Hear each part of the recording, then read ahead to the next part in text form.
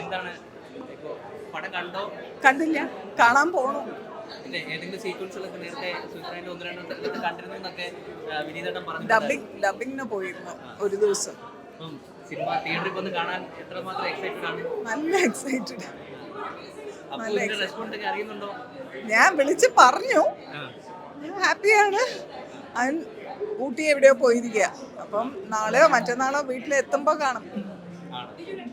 എന്താണ് ആളോട് പറഞ്ഞപ്പോൾ സന്തോഷത്തിലാണ്? അല്ല, ഞാൻ പറഞ്ഞു ഇങ്ങനെ നല്ല റിപ്പോർട്ട്സ് വരുന്നുണ്ട്, എല്ലാവരും വിളിച്ച് പറയുന്നുണ്ട്, നന്നായിട്ടുണ്ട്, നന്നായി ചെയ്തിട്ടുണ്ട് എന്ന് പറയുന്നു.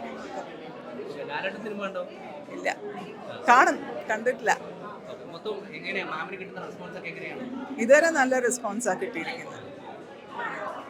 കഴിഞ്ഞ പ്രാവശ്യം ഹൃദയം കണ്ട് മാം അവിടെ പള്ളിയിൽ കണ്ടിറങ്ങിയപ്പോൾ ഞാൻ അതേപോലെ സംസാരിച്ച ഒരാളാണ്. അന്ന് അതൊരു 100 കോടി ക്ലബിൽ കയറുന്ന സിനിമയാണ്. അത് അടുത്തെത്തിയും ചെയ്തത്. ഇതെങ്ങനെയാണ്, എത്രമാത്രം പ്രതീക്ഷയാണ് ഒരു 100 കോടി ക്ലബ്ബ്? ഇപ്പൊ മലയാള സിനിമ എനിക്ക് 100 കോടി 50 കോടി ഒന്നും എനിക്കറിയില്ല. ഈ വിഷുവിന് വന്നിട്ട് നല്ല കളർഫുൾ വിഷു ആയിരിക്കും. ബിക്കോസ് 3 സിനിമ ഇറങ്ങിയിട്ടുണ്ട്, 3 നല്ല റിപ്പോർട്ടാണ് കേൾക്കുന്നത്. അപ്പം യൂഷ്വലി സിനിമ ഇറങ്ങുമ്പം ഒന്ന് നല്ലതാ, ഒന്നും അങ്ങനെയല്ല, എല്ലാം നല്ലതാ ഞാൻ കേട്ടിരിക്കുന്നത്. അങ്ങനെ തന്നെ ഉണ്ടാവട്ടെ. എല്ലാവർക്കും നല്ലൊരു വിഷു. എല്ലാ സിനിമയും പോയി കണ്ടിട്ട് എൻജോയ് ചെയ്യട്ടെ.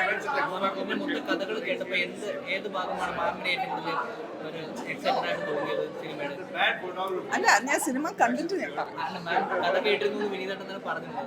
എനിക്ക് എല്ലാം ഇഷ്ടമായി. വിനീതിന്റെ അതിൻ്റെ ഒരു മാജിക്കാ. വിനീത് പറയുന്ന ഒരാളുടെ കഥ എഴുതുന്നത്, അവൻ ആലോചിച്ച് എഴുതുന്നതൊക്കെ ഒരു ഭയങ്കര എന്താ പറയുക, ആൾക്കാരായിട്ട് റിലേറ്റ് ചെയ്യാൻ പറ്റുന്ന ഒരു കഥയാണ് യൂഷ്വലി വിനീത് എഴുതുന്നത്.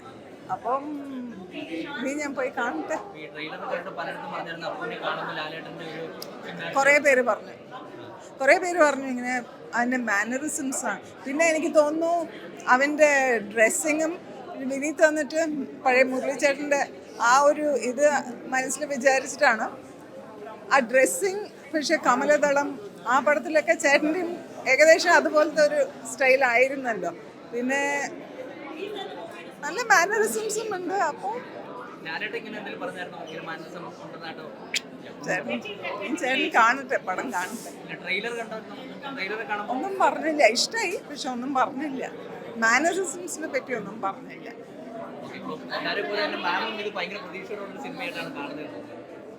തീർച്ചയായിട്ടും. ഹാപ്പി വിഷു.